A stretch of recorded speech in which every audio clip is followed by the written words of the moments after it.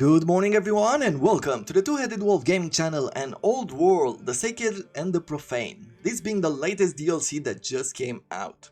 And if you've never seen Old World before, it is a game that was developed by Mohawk Games and published by Hooded Horse, and it is a 4X strategy game. Yes, like Civilization. As long as we 80s and 90s kids still live, we're still gonna compare this game to Civilization. If I had to go broader, what are the recent games that came out in this genre? I think Humankind was the latest that I've played, and even though I found it good looking and found the mechanics at least slightly interesting, it didn't give me that 4x bug. You know that bug that you get where you're like, okay, one more turn and then I quit, and then it's 2 hours later and you're saying to yourself, okay, one more turn and then I have to go to bed, and then it's like 4 in the morning and you're still promising to yourself that you are going to quit after a turn? Well, Old World does this for me. The reason why is because it has behind it this dynasty mechanic, where there are multiple families vying for power within your nation and struggling to get more influence, and you'll be engaged in diplomacy and intrigue. There will be multiple characters, some of them will like you, some of them will hate you, and they will try to pretty much take you out. You'll have a family, you'll have kids, they will grow, they change in looks as well. I feel like they've done really well on that side. So they have this kind of storytelling behind your nation. You can play this game as a role-playing game. But for me personally, it's not enough to say that, or for me to pretend that I want to be a power-hungry king and I'll make the voices and all that. No, no, no. Give me a reason why I want to do that. Tell me that I get +1 to strength if I become a power-hungry king, and if I see that I already have 4 points in strength, I will definitely do it. This is why I like the game. The Sacred and the Profane, what does it bring? Well, it brought in a religious mechanic, and I think it's better shown within the game itself, but I guess in a sense it could be what you expect.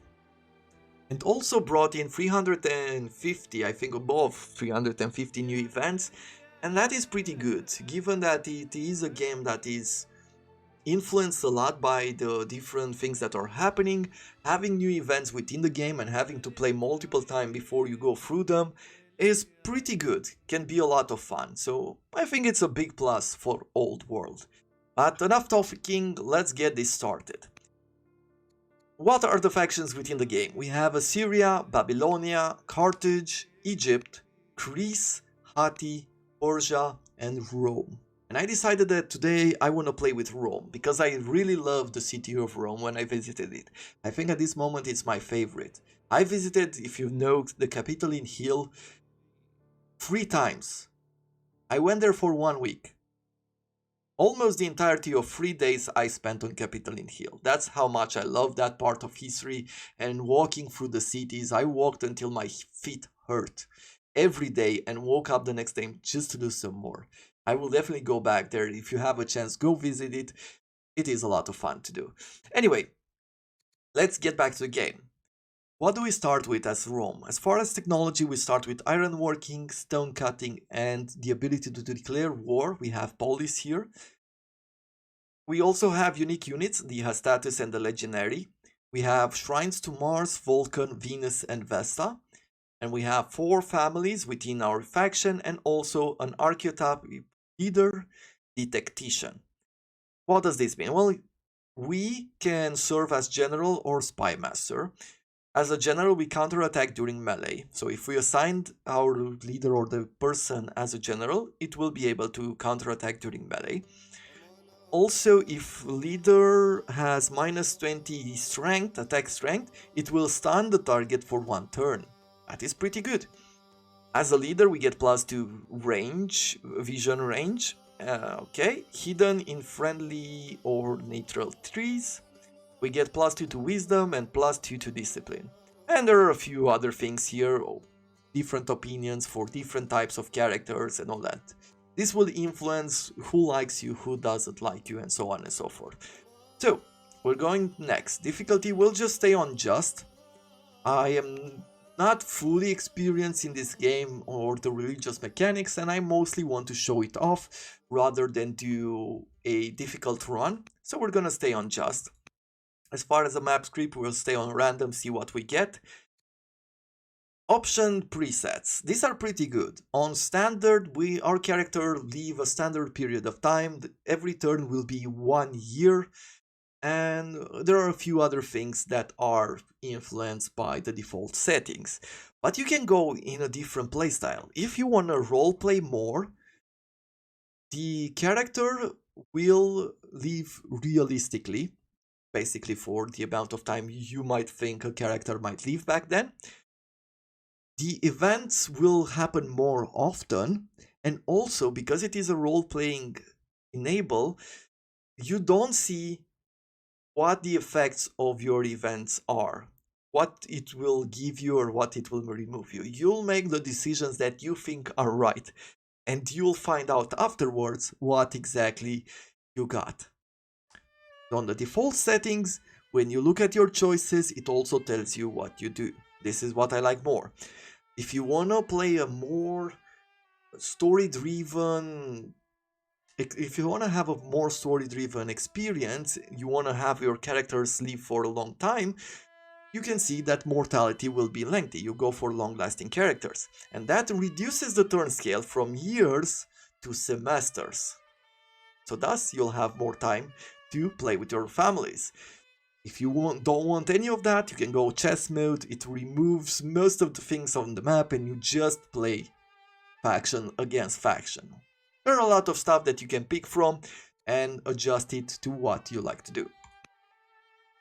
Now let's get this going.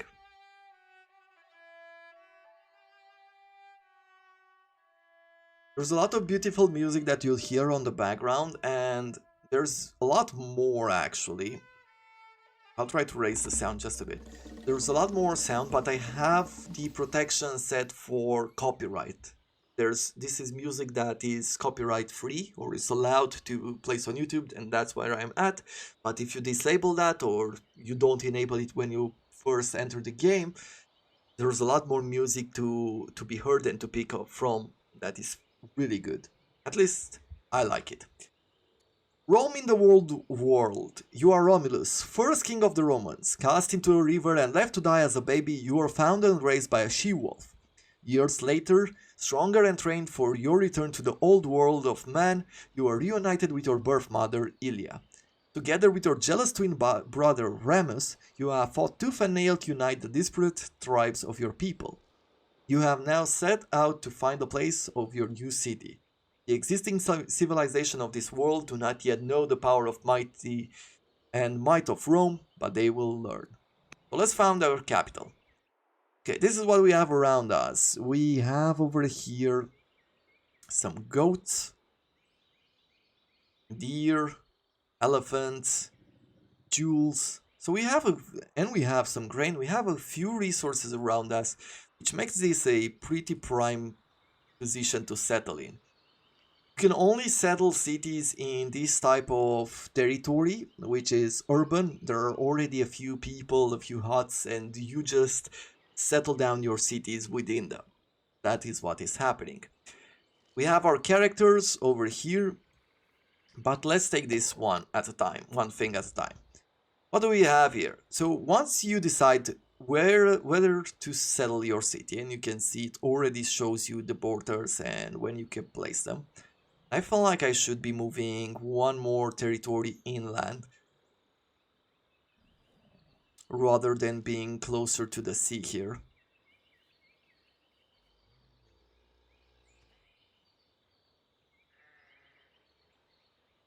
Yeah, I think this is what I'll do. I'll move more inland and closer to you. And you pick one of the families that you want to settle your city. The first city will be your capital. Any adjacent or any of the next cities will be your next city. So if you pick, for example, the Fabius family, they are champion. They will provide you with +2 training per year, 50% extra city defense. Your new units will start with a new trait called Steadfast, giving them +25% damage against tribal units. You also get +25% extra training, and we gain a militia. But if we go with another family, we would get +2 to growth, -50% to rural specialists production time, +20%, no, +30 gold per year per crop resource. We could buy tiles with money, and we get +2 citizens when we settle the city. Valerius provides us with +2 to civics, adds a luxury called literature, +2 to culture, and -1 to discontent level per culture event. That can be pretty good. As your city grows, you get more discontent. Julius offers us +1 to order. Order is pretty important. You'll be using this in order to move your units and to move really big armies. Order matters a lot. +1, you get +1 to civics per year per family opinion level. Unlock decrease, and we gain treasury 1 plus another 400 civics, which is enough to implement some stuff. Anyway, who are we going to pick on first? I am feeling like founding either capital here with the Claudius to get that extra growth to begin with. Plus we'll get +20 gold per year per crop resource, and we already have grain here. The tooltips are really great. You can go through them infinitely and you can find out a lot about the game. So there we go. Found this city to the Gladius, and now we choose research. These cards are randomized in the order that you'll receive them. There will be cards that will show up only once, and you can take it or leave it. So what do we want? Given that we have a bunch of animals around us, we can go for game and elephants. I feel like it's a good idea to start with trapping here. Getting the granary could also be important, shrines of course, but let's start with trapping. We have a worker here. You can see that we can move within this range by using one of our 6 orders here. We can move this unit even further, however it will use 2 of our orders. Even further, 3 of our orders. To a maximum of 4 movement, we can move this character as far as we go. And you can push them even further than that by spending further resources. But in this way, you have a limited amount of things or movements or choices that you can do within a turn. So for now, what I want to do is that I want to bring this worker over here and we'll build a farm. You can choose whatever you want, but these are some of the recommendations that the computer gives you. We have over on this side an event, a prophecy. Something in the newly discovered ruins have spoke to our scouts, and they request that you visit the site at once. The court accompanies you to the Weather Temple, where a series of ancient etchings seem to depict you, King Romulus the Founder. Court scholars attempt to downplay the similarities as coincidence, but the resemblance is uncanny. So this is King Romulus, this is our character. We are the leader of Rome, we are known as the founder right now, which provides us with 10 legitimacy. Legitimacy will give you more power, more orders. We have our heir, at this moment is our brother, and you can see he's upset on us because he's vengeful. It's how the story goes, I guess. And these are some of our traits, plus some of our points, which gives us different stats depending on what we are. For example, wisdom, look at this. As a governor, it is going to give us plus 12% research. As a general, plus 6% critical hit. As a leader, plus 2 to global. Us being the leader of the faction, we get this plus 2 to research. As if we were a consort, if we were a successor, as ambassador, chancellor, spy master. So every one of these traits will give you something else depending on what role you have within your nation. And that's why characters are very important here. So what do we want to do? Well, we can say that it is a sign that we have been chosen and we become the righteous, divine, or superstitious. And you can see that any of them can give us a different trait here. -2 per year as governor to, what was it called, discontent. Divine would give us +2 to charisma, giving us +4 to civics, or superstitious, which would reduce our wisdom by 2 and this is a weakness. So you can get a plus or you could get a minus. Perhaps it is a distant ancestor. We can get blessed, 10% chance to become a religious head, inspiring, giving us +2 to culture as a governor, and plus another 1 per year per culture level as a leader, or we can become cursed, which is a series of misfortune events.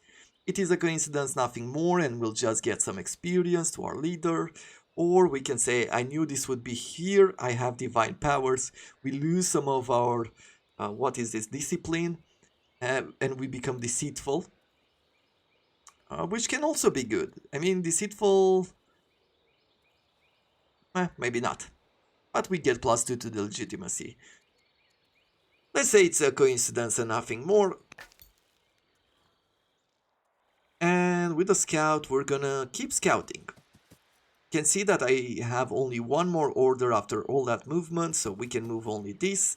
And at this moment, none of our other soldiers can move anymore, right? So you have to pay attention. What are your choices and how much power you bring? If people like you, they will give you more orders, right? They will support you. If they support you, you'll have a bigger chance to move different units. Let's end our turn. Prince Remus, your brother, your heir, would sell his own grandmother for 2 coins. Everyone knows him to be greedy. At this moment, we can try to do different things with him. We could abdicate the throne. This is something that you can do. If you want to abdicate, apparently we can. We can marry Romulus, and I think that would be a good idea. We can also have our mother here work on different roles. You could even make her your chosen heir. You can do a lot. But for now, let's try to marry and try to get ourselves someone else who could take the role of heir, except for Remus. So we're going to family marriage, and we're going to get an event during the next turn. Okay, what else are we going to do? He's still constructing there. We're still building a settler in this area. And I want us to move forward here. If you're doing the tutorial, know that the scouts will be hidden if at the end of the turn you are within the woods. So you can explore an enemy's border, and if you end your turn within woods, you will be invisible. At least outside of their border, outside of the neutral territory. Let's see what we have here as far as a city, a potential future city. Okay, we're out of movements there, but we still have 4 orders. So we can move around and explore the map a bit more. There we go. Nice. Whenever you discover a resource, you'll get some of its benefits, but you could also go on them and you can harvest them to get a quick buck if you like. Another thing that we can do for now, let's see, a new marriage proposal from Cloudy. So we have only from this family. We got 2 candidates. You can get from all of the families as you settle, as you go forward. And we get +40 opinion to Claudius. She will give us a dowry of 30 wood, and she will give us a dowry of 10 wood. She's a zealot. As a general chancellor, okay, she can be a general, she can be a chancellor. If she's a general, units cannot die if over 1 HP, meaning that they have to take down the unit to 1 HP and then kill it. Ranger, she's a ranger as well, okay. -1 to wisdom and +4 to courage. Okay, pretty good for military. She could give us some money and she could give us more civics. She's a builder and she's compassionate. You know what? Let's pick her. And now we also have a wife. We can divorce her, of course, but why would we do that? Let's go into our city and look at the graphics. I mean, it's what it needs. I like these big cities and I like how it expands later on. We can choose a governor here and we can either put our mother in. She would reduce our discontent. She would give us plus 4.4 fees, civics. and it would cost us 1.7 gold per turn. If we add our wife, she would give us 0.4 to civics, but she would give us 8.1 in gold, or we could put ourselves and we would increase growth, cash, research, and training. For now, I want the extra growth, so I'm gonna choose myself as the leader, but in the future I'm gonna put myself as the leader of the army, and we're gonna go forward. Since we do have a bunch of training points, what I'm gonna do is that I'm gonna spend some of them in order to promote this unit. And what are we going to pick? Well, fighting in urban areas is pretty good. Plus 10% extra damage, if damaged, that's great as well. Heckler, 25% damage versus general. Let's pick Besieger for now. And let's check this area out. Okay, there's some ore here that we could put some to good use. We also have some wine.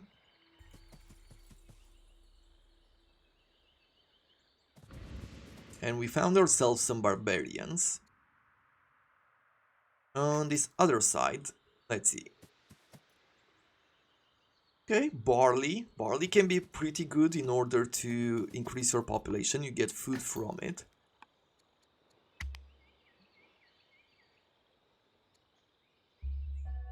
Prince Remus, your brother, has lost some of his confidence and ability to charm. He has lost 1 charisma. Okay. So what do we do now? We can place ourselves a mine here. You can see our resources at the top. At this moment we're consuming 2 stone, 1 iron per turn. We could build another farm here. We would get plus 8 food per turn. Why?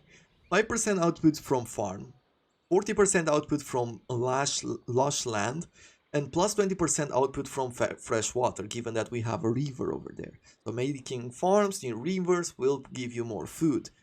Potential bonuses, at this moment we're getting plus 2 to wood if we were to make a lumber camp, but we don't have one at the moment. We need to actually cut trees in order to get the resource. Right, I mean, it would give you a lot of resources depending on what you get. Putting this adjacent to a volcano, because the land would be more fertile, you'd get 40% extra food. So on and so forth. You can get bonuses by having a farm nearby, a pasture, 40% instead of 10%, and if you have a granary, it's plus 60%. So you can plan your cities out however you think it's most beneficial. I do need some stone. We don't have really good areas for that. But in order to expand, we will need plenty more. So for now, until we get... Actually, I feel like I could get the stone from here soon. Let's get the iron instead.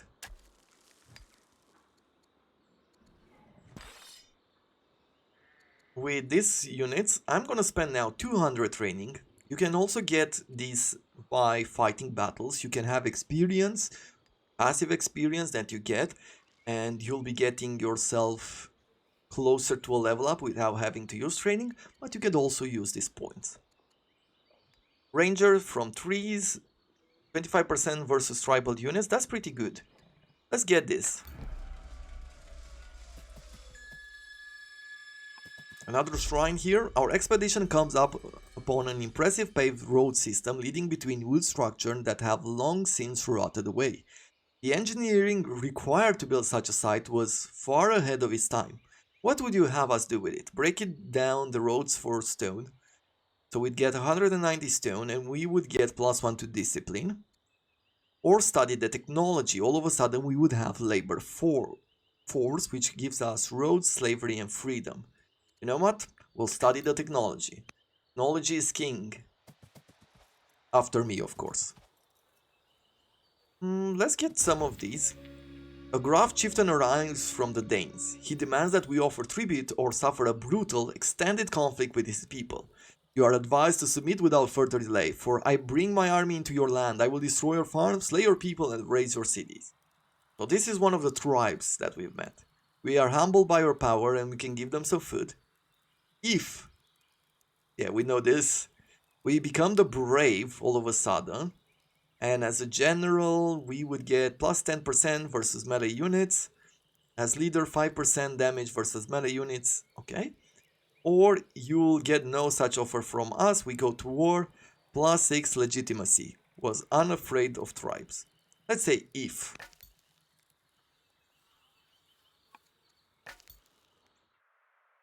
Okay, with this one, we have another shrine over here.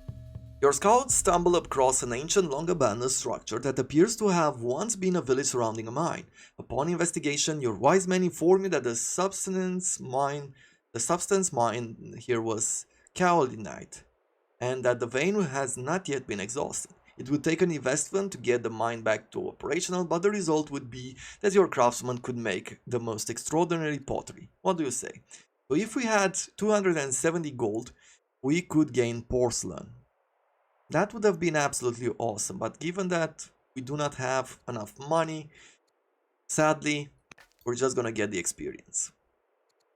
Let's end the year.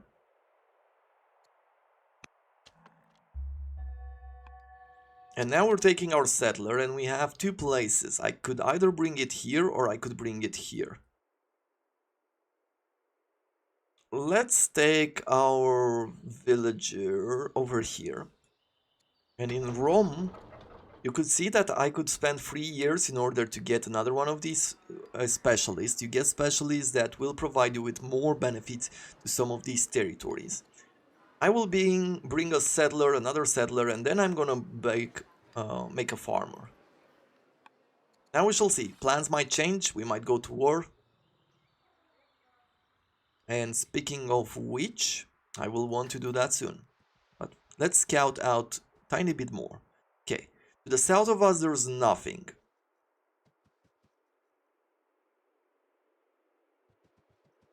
Let's take these units, let's move them north. And the air.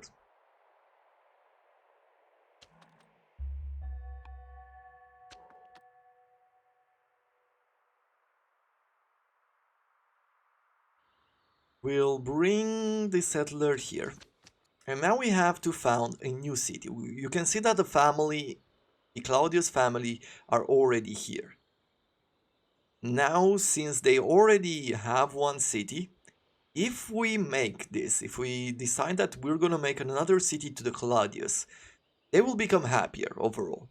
But what will happen is, first of all, you can see we'll get +1 to citizen because we're of the same family. But because we skip the other families, we're gonna get +4 to discontent per year. So the people in the city will be more upset. What we can do though, is we can pick one of the other families, and this will also increase our legitimacy as we are founding a new city. You can see here, right? So what are we going to do? On this side, I want to make a military city in the north. And thus I am thinking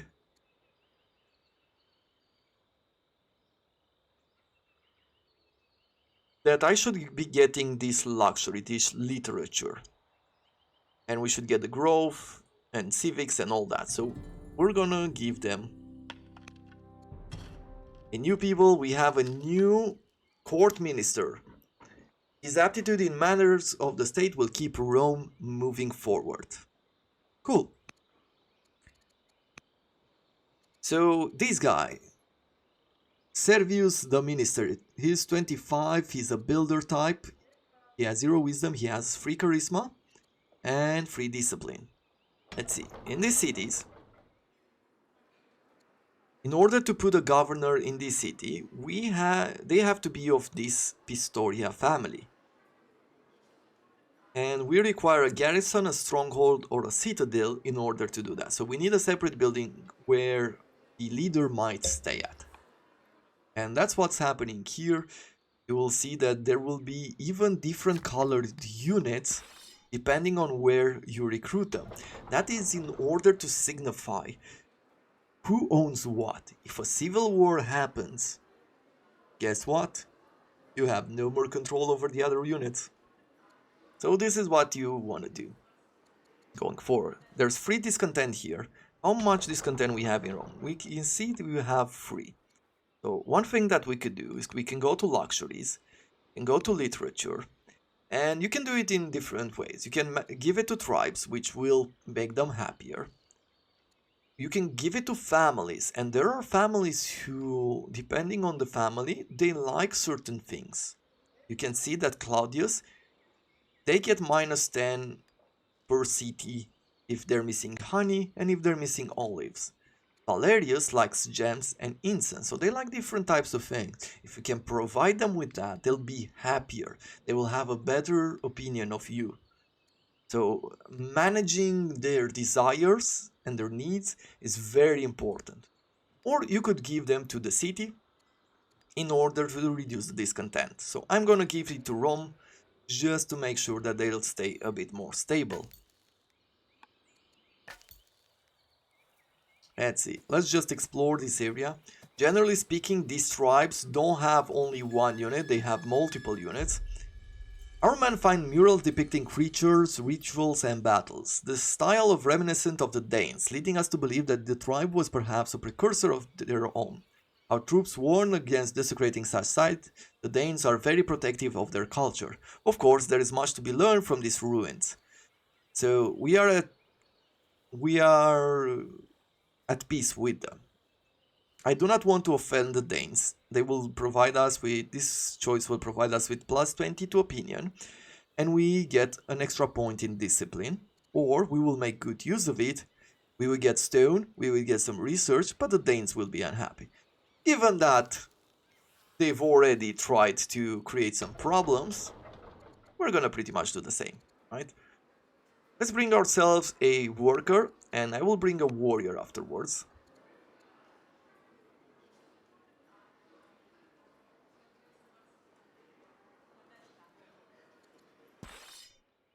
With this warrior, let's start marching north. And now we choose a new research. We have pasture, which could be good because we do have goats nearby. We could get ourselves some barracks. And Odeon, to get music. That's when the music starts. When you research drama, that's when you're getting music. Or we could get ourselves a granary. Let's get the pastures, because we do have these and we have horses nearby. Although for that we need... No, we need husbandry. It's pretty good.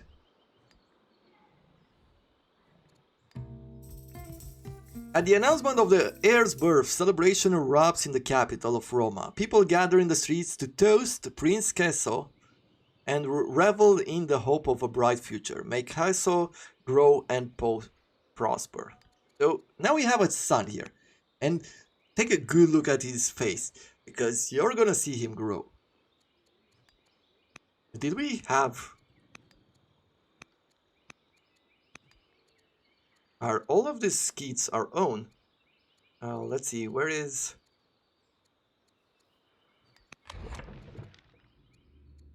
Ah, I see. So Remus also has married, and he has 2 kids. And we have 1. This is our dynasty at the moment. This is where we start from. We have primogeniture as far as the law of who's taking over. We can change this depending on a few things.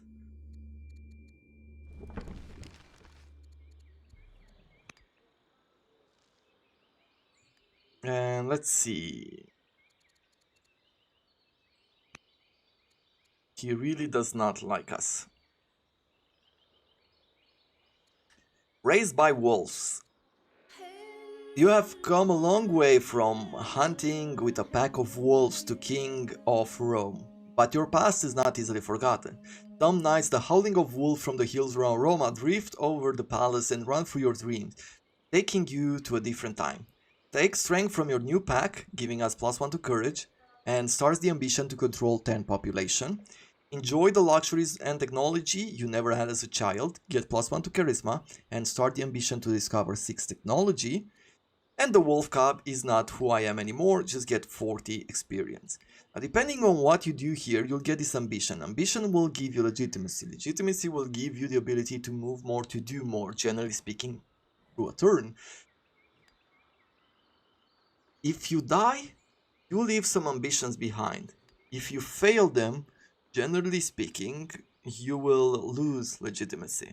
So there is a penalty to picking some of these and not doing them. Let's take strength in our new pack. Okay, I'll move the warriors north. I mostly try to fight the barbarians to begin with, just to give us more space. I am going to go around. Apparently this is the only place where the Danes have anything.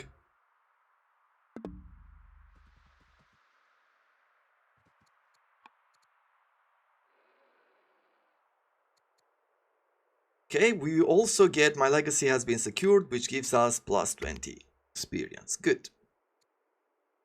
We'll do one more turn and we'll call it a day. Romulus is you and the governor of Roma. Upgrade to cultivator, as governor farms and grows give 50% extra output. You can see what that means for us right now. And as a leader, farms and grows 20% extra output. This is a strength. We can become warlike as governor, plus 2 training per culture level. As a leader, we'll get plus 1 training to all places, or upgrade wisdom. So this is a level up. This is what happens when you gain enough experience. I don't want to stay as a cultivator. What I do want is go to war.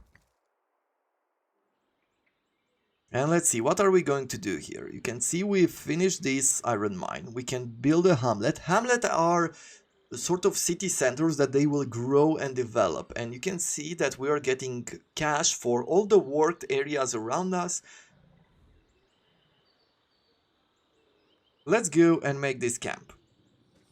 Getting more output from game and getting extra food, that is a pretty nice bonus to start with. Okay, we'll bring the warriors over here. I'll also bring the scout over here. We have a new shrine. And we'll move this character over on this side. And in 3 years, 3 turns, we'll get some new characters. I'll go up here. And we'll fight. What I could do is also add a general, and we'll do that in the future. Survivors. The village has only been recently ransacked, and we discovered a band of survivors huddled in its ruins. These destitute refugees seem eager to abandon the wreckage of their old lives and join our nation, but they are strangers to our culture. What will you do with them? Invite them to resettle in our nation, to get a worker, or recruit them as hardened explorers, and we get plus 3 to orders. But this is only for 1 turn, it's usable. Let's get the extra worker. Now the extra worker will just speed up our expansion, right? We'll get elephants here, which will give us 0.5 orders per year, that is pretty good, and 20% bonus to adjacent lumber mills, and this will be really good for us in the future.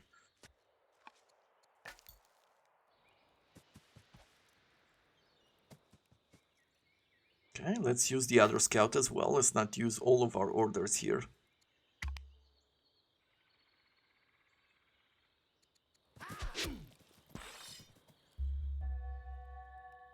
Okay. Let's keep attacking. And look at the portraits to the left as well. Simple graphics, but it's nice nonetheless. Okay, there's nothing there.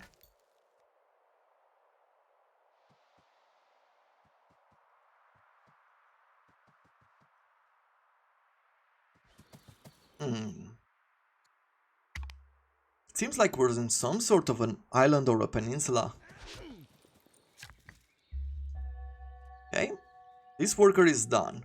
I am going to move you over here. And we're gonna start building the quarry, because we will need a lot of stone for future buildings, temples, things like that. They all use stone. Duke Remus decrees our recent sacking of barbarian settlement as dangerous and unnecessary. He accuses the court of willfully sowing the seeds of unending war by acting in a way that only serves to raise future threats against us. How shall we respond to this concern? He's angry. So this happened because he's equal or above angry. Conquering savages is the way of expansion, and we get +1 courage. We must erase their barbaric culture, wage war against tribes, +4 legitimacy. We become intolerant, which reduces our civic production as a governor. This is considered a weakness. And perhaps there are more peaceful methods. He becomes endeared against us, removes vengeance, and we become gracious. +2 to charm improves. Really? Perhaps there are more peaceful methods. Why not? Oh, he turned around and he has +40 opinion of us. That is pretty good. Look at the face. What did I tell you? They will change, and trust me when I say that they will look like they were when they were a kid. You will see them evolve and grow old and all that. And even our face here will grow old. And it will look pretty good. I like the attention to the details that they've had and the efforts that they've put in to make this somehow believable. But with this in mind,